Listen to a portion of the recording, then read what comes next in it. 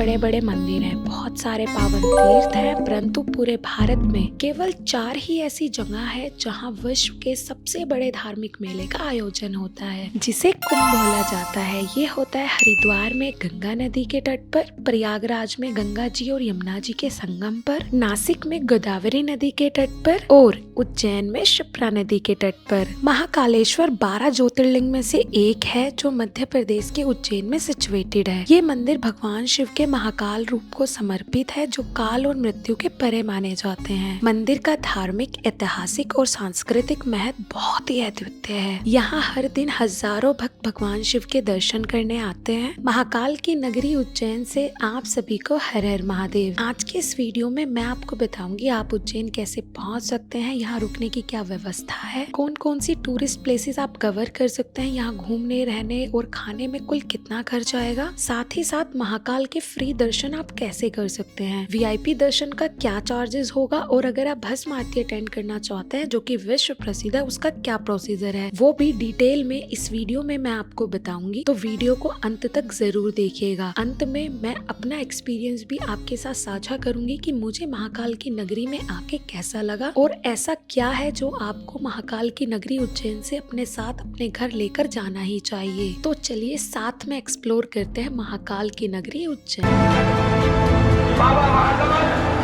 मन महेश के रूप में, हाथी पर और चंद्रमौलीश्वर के रूप में पालकी में आप सभी को दर्शन देने के लिए आ रहे हैं।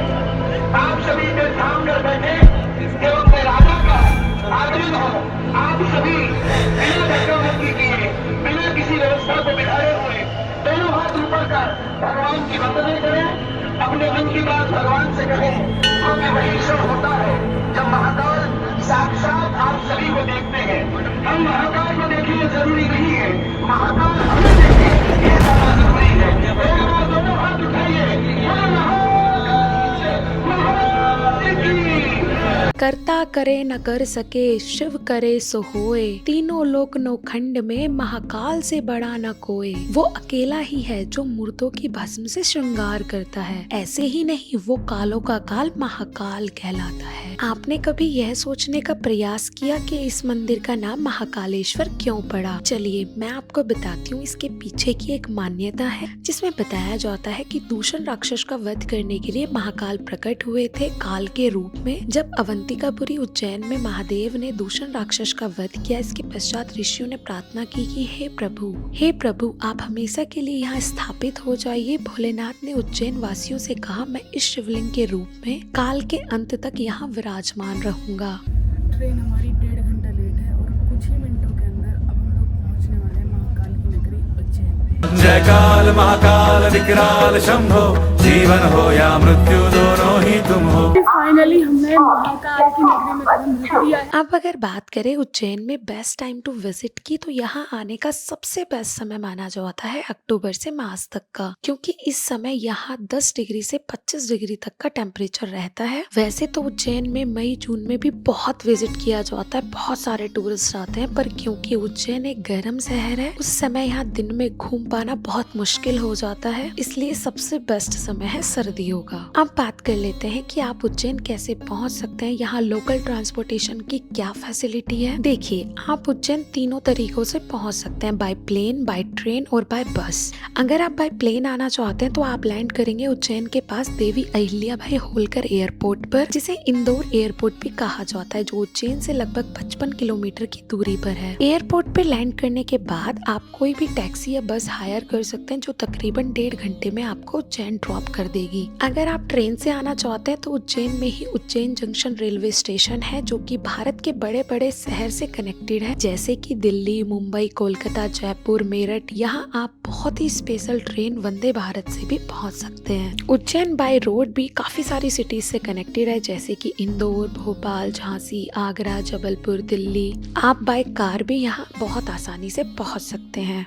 अब बात करते हैं उज्जैन में लोकल ट्रांसपोर्ट की क्या व्यवस्था है और यहाँ अंदर से कैसे घूमा जाए। उज्जैन में इंटरसिटी घूमने का सबसे कारगर तरीका होता है ई रिक्शा, जो कि मात्र 10 रुपए से 15 रुपए आपसे चार्ज करेंगे और आपको एक स्थान से दूसरे स्थान पर ड्रॉप कर देंगे। क्योंकि उज्जैन की गलियां बहुत छोटी छोटी हैं, तो 4 व्हीलर से यहाँ आप नहीं घूम पाओगे। अगर आप उज्जैन अकेले, कपल या 2 दोस्त आ रहे हो तो आप एक 2 व्हीलर भी यहाँ हायर कर सकते हैं, जिसका किराया 400 से 500 रुपए पर डे होगा। इसमें स्कूटी और बाइक दोनों ही शामिल है। 2 व्हीलर हर मंदिर के सामने तक आसानी से पहुंच जाता है, इसलिए ये सबसे कारगर तरीका है उज्जैन को एक्सप्लोर करने का। किसी भी धार्मिक या टूरिस्ट प्लेस पर आपको 3 प्रकार से रुकने की व्यवस्था मिलती है। जब आप उज्जैन आते हैं फिर किसी भी धार्मिक प्लेस पे जाते हैं तो सबसे ज़्यादा कोशिश करें कि आप ऑन लोकेशन ही रूम लें, क्योंकि अगर आप आउट ऑफ लोकेशन रूम वगैरह ले लेते हैं तो उसमें फिर आपका ऑटो में ही इतना चार्ज लग जाता है इधर से उधर आने जाने में कि आपको वो कन्वीनियंट नहीं रहेगा।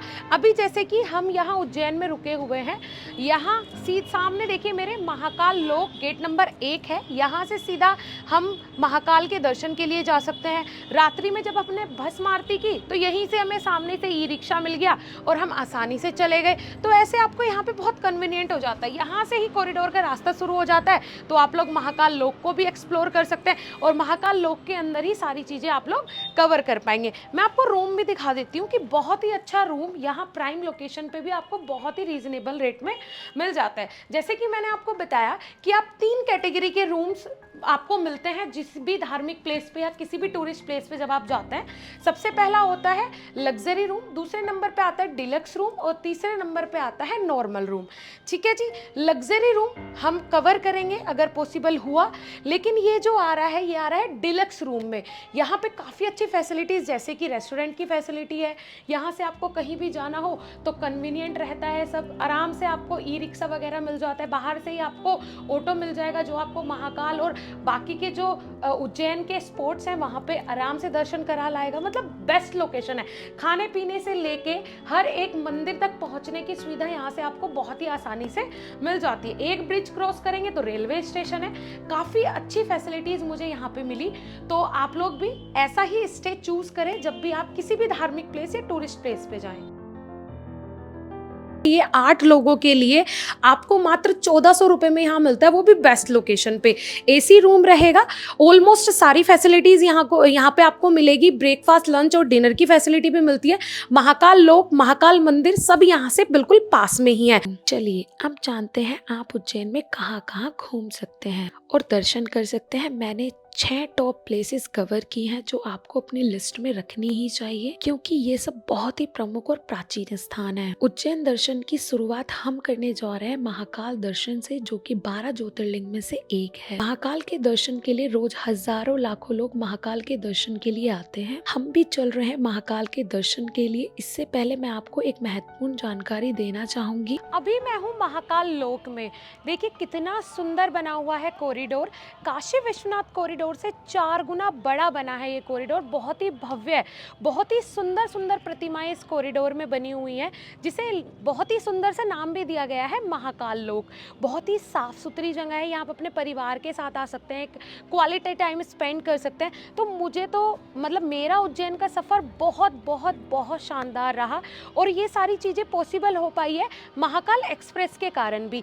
क्योंकि जब आप लोग किसी भी टूरिस्ट प्लेस पे जाते हैं तो आप लोग ये तो सोचते ही हैं कि आपका जो टूर है वो एकदम हैसल फ्री हो जाए। मात्र 2 दिन के अंदर ये मेरा टूर प्लान हुआ है, जिसमें मेरे 2 ज्योतिर्लिंग एक साथ कवर हो गए। आपने देखा भी है कि हमने कितने हैसल फ्री हर एक स्थान के बहुत अच्छे से दर्शन किए, मानसिक रूप से आप लोगों को भी दर्शन करवाए। ये अपने टूर पैकेजेस में आपको रहना, खाना मतलब अच्छे से अच्छे सुविधा प्रोवाइड करवाते हैं। जैसे कि हमें होटल इन्होंने प्रोवाइड करवाया, वो भी एकदम महाकाल लोक के गेट नंबर 1 के सामने, जिससे कि वहीं से हम लोग दर्शन के लिए आराम से जा सके। वहीं से हम लोग जितने भी फूड स्पॉट हैं उनको कवर कर सके। काफ़ी बेस्ट लोकेशन पे ये आपको होटल्स प्रोवाइड करवाते हैं। फिर उसके बाद लोकल ट्रांसपोर्टेशन के लिए इन्होंने हमें बहुत अच्छी कार प्रोवाइड करवाई। एक गाइड हमें प्रोवाइड करवाया जो कि हमें हर एक मंदिर में लेके गए और अच्छे से उन्होंने हमें गाइड किया। तीसरे नंबर पे ये आपको बहुत ही बेस्ट क्वालिटी का फूड भी प्रोवाइड करवाते हैं। मतलब मेरा एक्सपीरियंस इनके साथ बहुत शानदार रहा। वैसे तो हम आने वाले थे सिर्फ उज्जैन में महाकालेश्वर के दर्शन के लिए, लेकिन इन्होंने हमें सजेस्ट किया कि आप एक साथ ही ओमकारेश्वर के दर्शन भी कर सकते हैं, तो आप 2 ज्योतिर्लिंग के दर्शन मात्र 2 दिन में कर लेंगे। इन्हीं के कारण हम इतने कम समय में 2 ज्योतिर्लिंग के दर्शन कर पाए हैं, वो भी बहुत ही अच्छे से। अगर आप लोग भी इनके थ्रू टूर पैकेज लेंगे तो आपको डिस्काउंट भी मिलेगा। दूसरी बात है कि इतना सस्ता है कि अगर आप खुद भी अपनी ट्रिप प्लान करेंगे तो इससे ज़्यादा पैसे तो आपके वहीं लग जाएंगे। बहुत ही सस्ते में ये आपको टूर पैकेज प्रोवाइड करवाते हैं, हर एक तरीके की गाइडेंस। जैसे कि हमें भस्म आरती अटेंड करनी थी, उसमें भी इन्होंने हमारी बहुत सहायता करी। अगर आपको अच्छे से दर्शन करने हैं महाकाल के, उसमें भी इन्होंने हमारी बहुत अच्छे से सहायता की। हर एक तरीके का सपोर्ट सिस्टम आपको लगेगा। हमें यहाँ आके ऐसा लगा जैसे कि मेरा परिवार यहाँ मेरे लिए काम कर रहा है, एक सपोर्ट सिस्टम है। बहुत अच्छा एक्सपीरियंस महाकाल एक्सप्रेस के साथ हमारा रहा। आप भी अपनी बुकिंग्स करना चाहते हैं तो अवश्य कर सकते हैं, और आपने ये पूरा वीडियो देखना है अंत तक कि हमारा ये उज्जैन और ओमकारेश्वर का सफ़र कैसा रहा। आप भी ऐसा ही कर सकते हैं महाकाल एक्सप्रेस के साथ। महाकाल के दर्शन के लिए हमारे पास 3 ऑप्शंस होते हैं। पहला, हम फ्री दर्शन करें जिसमें हमें किसी प्रकार का कोई शुल्क नहीं देना होगा और हम महाकाल के दर्शन कर पाएंगे। दूसरा ऑप्शन होगा शीघ्र दर्शन का, जिसके लिए आपको 250 रुपए पे करने होंगे टिकट काउंटर पर। शीघ्र दर्शन का टिकट आप बड़ा गणेश जी मंदिर के सामने बने टिकट काउंटर से ले सकते हैं, जो महाकाल मंदिर के पास ही है। तीसरा ऑप्शन बहुत ही महत्वपूर्ण है, जो है भस्म आरती। महाकाल की भस्म आरती देखने का सपना किसका नहीं होता, और जिसको ये आरती मिल जाए मतलब वो जीवन मरण से पार हो गया। सबसे पहले आपको बता दूं, करंट अपडेट अभी यह है कि महाकालेश्वर मंदिर में जल अभिषेक अब पूरी तरीके से बंद कर दिया गया है। पहले 750 की टिकट लेकर आप महाकाल का जल अभिषेक और स्पर्श दर्शन कर सकते थे, अब वो नहीं होते हैं। अब गर्भगृह में किसी को जाने की परमिशन नहीं है, चाहे कोई VIP हो या VVIP, कोई भी अब गर्भगृह में प्रवेश नहीं कर सकता है। यहाँ मंदिर में भस्म आरती को लेकर बहुत लंबा प्रोसीजर कर दिया गया है। इससे भक्तों को बहुत असुविधा हो रही है। लोग इतने दूर दूर से आते हैं लेकिन महाकाल की भस्म आरती अटेंड नहीं कर पाते। कम से कम आपको 2 दिन लगेंगे भस्म आरती का पास लेने के लिए। भस्म आरती अटेंड करने का यह नया तरीका है। सबसे पहले आपको शाम को 6 बजे नीलकंठ द्वार पर पहुंच जाना है। 6 बजे आपको लाइन में लगना पड़ेगा। 9 बजे वो द्वार बंद हो जाएगा। पूरी रात आपको अंदर रहना है। अगले दिन सुबह 8 बजे काउंटर खुलेगा भस्म आरती का फॉर्म लेने के लिए। मतलब लोग यहाँ पूरी रात बिना किसी सुविधा के फुटपाथ पर साइड में लोटे रहते हैं। 12 ज्योतिर्लिंग में से ऐसा प्रोसीजर कहीं नहीं है। सिर्फ इतना ही नहीं, सुबह 8 बजे फॉर्म फिल करने के बाद 9 बजे से 12 बजे के बीच आपको दोबारा आना होगा ये फॉर्म जमा करने के लिए। एक फॉर्म पर 5 बंदे जा सकते हैं। वो 5 लोग सेम स्टेट के होने चाहिए जिन लोगों का नाम फॉर्म में है। 9 से 12 के बीच सबको जाना पड़ेगा। मान के चलिए आपके परिवार में 5 लोग हैं, 4 लोग हैं, तो सबको 9 से 12 के बीच वहाँ काउंटर पे पहुँचना होगा। उनका फेस स्कैन किया जाएगा। उसके बाद आपको पास मिलेगा भस्म आरती का। देखिए, ऑफलाइन का तो ये प्रोसीजर है। ऑनलाइन 3 मंथ पहले अगर आप ऑफिशियल वेबसाइट जो कि आपको स्क्रीन पे दिख रही है, अगर आप यहाँ से अपनी बुकिंग कर लेते हैं तो आपको कुछ भी नहीं करना पड़ेगा। सीधा आप जाके भस्म आरती अटेंड कर सकते हैं। हमारे ऊपर महाकाल की असीम कृपा हुई कि हम महाकाल की भस्म आरती में सम्मिलित हो पाए। और टाइम हो रहा है 2:06। तो यहाँ पे सभी लोग खड़े हुए हैं और जो भी प्रोटोकॉल्स हैं तो वो अपने अपने बंदे को कॉल कर रहे हैं और वो आ रहा है और उनको लेकर के जा रहा है। तो अभी हमने जिनको फ़ोन किया था वो 2:30 बजे आएंगे, तो हमें अभी तकरीबन 20 से 30 मिनट वेट करना पड़ेगा। तो रात के 2 बजे हुए हैं और ऐसा लग रहा है कि शाम हो रही है, क्योंकि सारी दुकानें भी खुली हुई है और यहाँ पर दिन और रात बराबर ही रहता है। तो यहाँ मतलब ऐसा नहीं लगता कि अभी रात हो रही है। रात में भी इतनी भीड़ भाड़ रहती है, चहल पहल रहती है, क्योंकि रात के टाइम बाबा महाकाल की भस्म आरती होती है, तो उसी के कारण सब जगह चहल पहल बनी रहती है। अभी करंटली हमारा कुछ एक्सपीरियंस इस तरीके से है, मतलब एक्साइटमेंट हो रही है अंदर जाने की। तो अब तो बर्दाश्त भी नहीं हो रहा। वो 2:30 बजे का टाइम देके गए हैं और अभी 2 ही बज रहे हैं, तो आधा घंटा ऐसा लग रहा है कि बस अंदर पहुंच जाए किसी भी तरीके से। और अंदर जाना इसलिए भी ज़रूरी है कि सीट नहीं मिल पाएगी और खड़े खड़े आरती देखनी पड़ेगी 3 से 4 घंटे बैठ के, हैं। कैसा लग रहा है? बहुत अच्छा लग रहा है। अब अंदर जाके देखते हैं कि कैसा लगेगा। बस एक बार अंदर पहुंच जाए, उसी का इंतजार कर रहे हैं कि फटाफट बस। वो आए और हमें अंदर लेके जाए। हाँ, ये भी नहीं पता बंदा कौन है, कौन आएगा लेने के लिए, क्या प्रोसीजर है कंप्लीट। देखिए, एक तरफ लाइन लगी हुई है ऑनलाइन वालों की और एक तरफ हाँ। लगी हुई है प्रोटोकॉल वाले। जैसे मैंने आपको दिखाया ही है। तो भाई लगातार जो जितने भी लोग यहाँ पे खड़े थे वो सब अंदर जा चुके हैं। अब नए लोग आए हैं, नए लोग खड़े हैं, तो वो अपने अपने प्रोटोकॉल के हिसाब से अंदर जा रहे हैं। तो बस हम अपनी बारी का इंतज़ार कर रहे हैं कब हमारी बारी आए। और भीड़ लगातार बढ़ती जा रही है और हमारे अंदर डर बढ़ता जा रहा है कहीं हमें सीट मिलेगी या नहीं मिलेगी है। पर एक्साइटमेंट भी है बाबा की भस्म आरती देखने की, क्योंकि ये विश्व प्रसिद्ध है और हम बहुत उम्मीद लगा के आए थे कि किसी ना किसी तरह का हमें ये अटेंड करनी और बाबा ने हमें बुला लिया। चलिए अंदर पहुंचते हैं, फिर वहाँ आपको दिखाते हैं कि कैसा माहौल है और क्या एक्सपीरियंस है। तो जी फाइनली 3 बज गए हैं और 3 नहीं, अभी 20 मिनट रह रही है 3 बजने में और हमारे प्रोटोकॉल के थ्रू एंट्री हो चुकी है।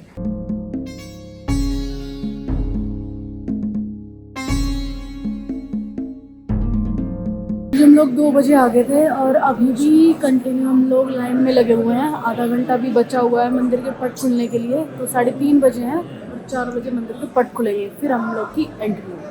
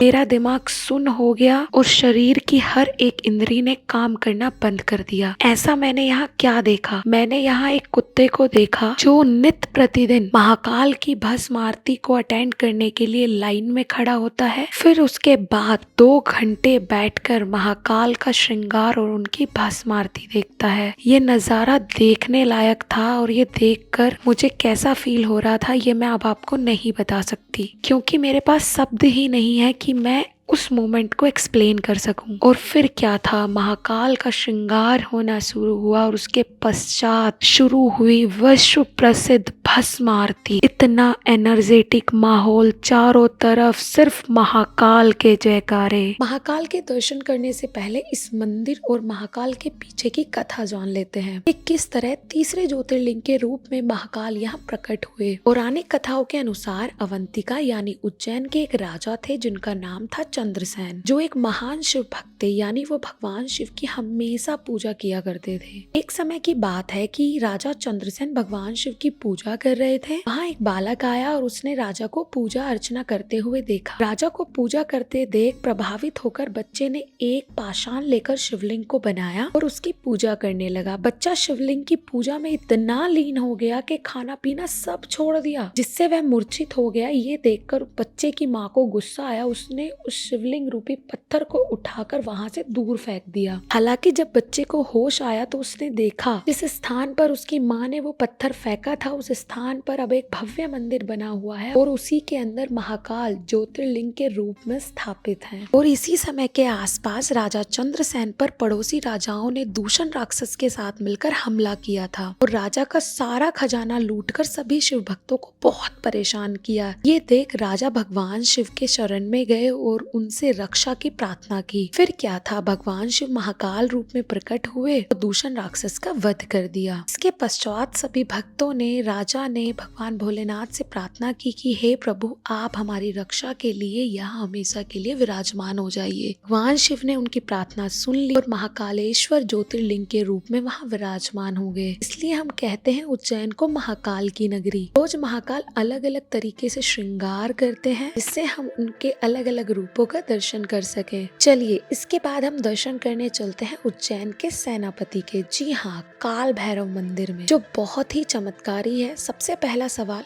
काल भैरव है कौन? काल भैरव एक ऐसा देव है जो आपके कर्मों को डिसॉल्व करने में आपकी बहुत मदद करता है। अगर आप काल भैरव की उपासना करने जाओगे ना, बहुत सारे मंत्र होते हैं इसके, बट पब्लिक प्लेस पर ये नहीं है क्योंकि काल भैरव एक डरावना फॉर्म है। अगर कोई विदाउट एनी ऑब्जर्वेशन गुरु के बिना इन मंत्रों का जाप करे तो वो शायद डर जाएगा, उसके साथ कुछ ऐसा हो जाएगा कि वो कभी अपनी ओरिजिनल फॉर्म में वापस ना आ सके। एक और रोचक चीज, यहाँ प्रसाद और भोग में शराब चढ़ाई जाती है। आप आसपास भी देखिए, A to Z जितनी भी दुकानें आपको दिख रही हैं वो सभी मदिरा की हैं, जहाँ आपको महंगी से महंगी और सस्ती से सस्ती दारू मिल जाएगी। और ऐसा नहीं है, क्योंकि ऐसी मान्यता है महाकाल के दर्शन करने से पहले आपको काल भैरव के दर्शन करने अनिवार्य है। अगर आप इनके दर्शन नहीं करेंगे तो उनके दर्शन पूर्ण नहीं माने जाते हैं। और भी काफ़ी सारे रहस्य है इस मंदिर के, जैसे कि यहाँ पर लिकोर मतलब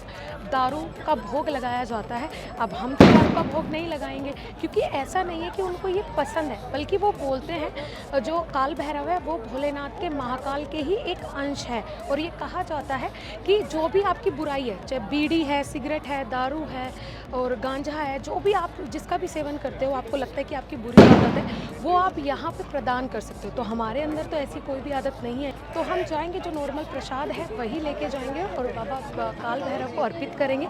लेकिन अगर आपके अंदर कोई ऐसी बुराई है तो आप लोग ज़रूर वो यहाँ पे अर्पित करके जाएं, तो ज़रूर वो आपको उससे राहत प्रदान करेंगे और आप वो सारी चीज़ें छोड़ देंगे। ऐसी मान्यता है। ये पीते भी हैं, ये सिर्फ चढ़ाने की बात नहीं है, ये एक चमत्कार ही है। काल भैरव के मुंह पर वो जो प्याला लगाया जाता है उसमें से अपने आप धीरे धीरे दारू कम होती रहती है, मतलब वो प्याला खत्म हो जाता है। बहुत सारे लोगों ने आकर यहाँ रिसर्च किया, यहाँ खुदाई की, लेकिन यहाँ कुछ भी नहीं मिला, कोई नामो निशान नहीं दारू का, कोई प्रूफ नहीं। तो इसका मतलब है कि वो इस भोग को स्वीकार कर रहे हैं। लेकिन काल भैरव सिर्फ ये बोलते हैं कि अगर आप दारू का सेवन करते हैं कि या जिन भी बुरी आदतों का आप सेवन करते हैं वो आप मेरे पास छोड़ जाइए, मैं आपकी उस बुराई को ले लेता हूँ। ऐसा नहीं कि वो शौक में पी रहे हैं, वो आपकी बुराई को अपने अंदर समा ले रहे हैं। चलिए अब चलते हैं हरि सिद्धि माता मंदिर। मान्यता है यहाँ पर माता सती की कोहनी गिरी थी, जिसके कारण इसे शक्ति पीठ भी कहा जाता है। और ये मंदिर सिद्धि पीठ भी है क्योंकि राजा विक्रमादित्य ने यहाँ माता की आराधना की और बहुत सारी सिद्धि प्राप्त की।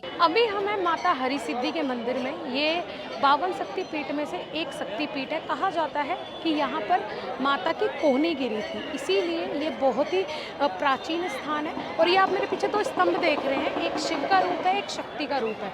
यहाँ जो दीपक जल रहे हैं ये रोज 60 किलो देसी घी से जलाए जाते हैं। बहुत ही बड़ी मान्यता है। यहाँ पे ये माला आप करवा भी सकते हैं, मतलब अगर आपकी कोई मनोकामना हो तो वो भी यहाँ पूर्ण होती है। मंदिर में मुख्य मूर्ति हरि सिद्धि जी की है और बिल्कुल उनके पीछे ही है माता अन्नपूर्णा। इस मंदिर में 2 स्तंभ है जिन्हें शिव और शक्ति के रूप में पूजा जाता है। ये स्तंभ 2000 साल से भी ज्यादा पुराने हैं। दोनों स्तंभों को मिलाकर 1018 दीपक है जिन्हें रोज रात्रि में जलाया जाता है और नजारा बहुत बहुत बहुत सुंदर लगता है। अपनी कोई भी मनोकामना पूरी करने के लिए लोग यहाँ दीप माला करते हैं। इस मंदिर के पीछे की एक बहुत ही पौराणिक कथा है। सम्राट विक्रमादित्य ने 11 बार माता को अपने शीश का दान दिया था। जब 12वीं बार देने गए तो उन्होंने स्वीकार नहीं किया और उनका जीवन शैली पूर्ण हो गई। वो युद्ध में थे, इसलिए उन्होंने बेताल भट्ट को अपना मस्तक दिया। बेताल भट्ट जो कि प्रेत योनि से थे, उन्होंने कहा तुम प्रेत योनि से हो, वायु मार्ग से चले जाओगे, तेरा समय माता को शीश दान करने का हो गया है, तो मैं समय से माता को शीश दान नहीं कर पाऊंगा, क्योंकि बेताल भट्ट पिशाच योनि से थे। शीश से टपक रहे खून को उन्होंने पी लिया और जब माता को जाकर वो शीश दिया तो माता ने उसको स्वीकार करने से। चलिए अब हम जाएंगे एक ऐसे स्थान पर जहाँ स्वयं त्रिलोक स्वामी श्री कृष्ण ने शिक्षा प्राप्त की। धन्य है उज्जैन नगरी जहाँ त्रिलोक स्वामी की शिक्षा दीक्षा हुई। इस संदीपनी आश्रम को देखने दूर दूर और देश विदेश से लोग आते हैं। इतना ही नहीं, देश भर के लोग अपने बच्चों को पहली बार स्कूल भेजने से पहले यहाँ आकर पहले उनका विद्या संस्कार कराते हैं। यह है उज्जैन का महर्षि संदीपनी आश्रम, जहाँ श्री कृष्ण, बलराम और सुदामा जी ने शिक्षा दीक्षा प्राप्त की। स्कंद पुराण के अनुसार 5266 साल पहले कंस का वध करने के बाद भगवान श्री कृष्ण और बलराम पैदल ही चलकर मथुरा से यहाँ उज्जैन आए थे। संदीपनी आश्रम में श्री कृष्ण, बलराम और सुदामा ने अपने गुरु संदीपनी से 64 दिनों में 64 कलाएं सीखी थी। यहाँ श्री कृष्ण द्वारा प्रकट किया गया गोमती कुंड आज भी है। इस आश्रम में गुरु संदीपनी की प्रतिमा और चरण के हमने बहुत ही सुंदर दर्शन किए। यहाँ पर सर्वेश्वर महादेव का मंदिर भी है,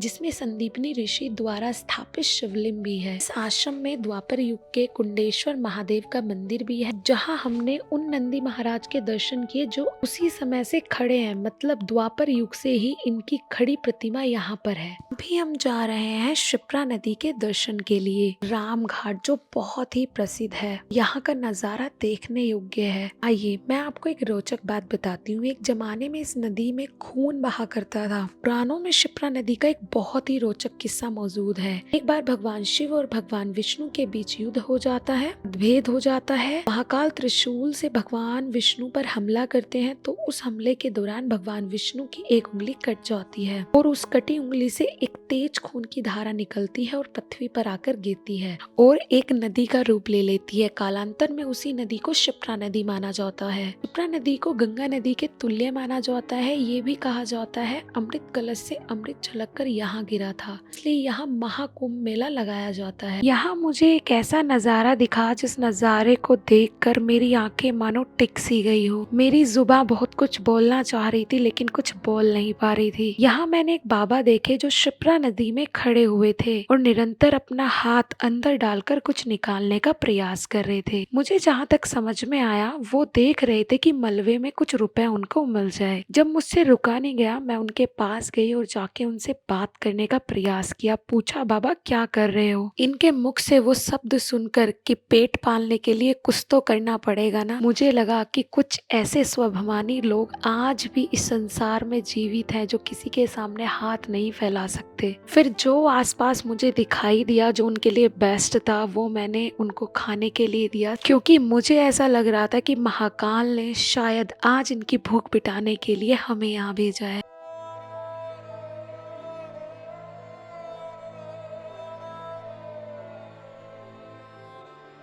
क्या कर रहे बाबा? क्या कर रहे हैं? अच्छा, कितने मिल जाते हैं पैसे इसमें ऐसे?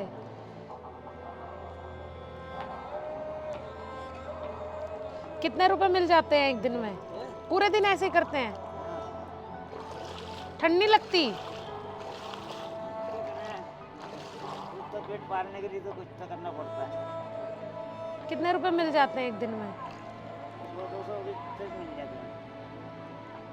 पूरे दिन ऐसे ही ढूंढोगे?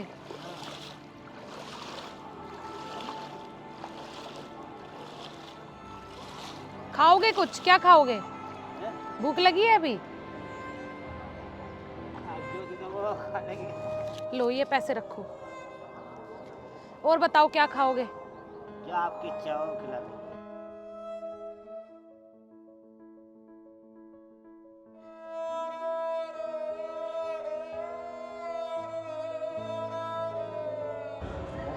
हो जाएगा इतने में?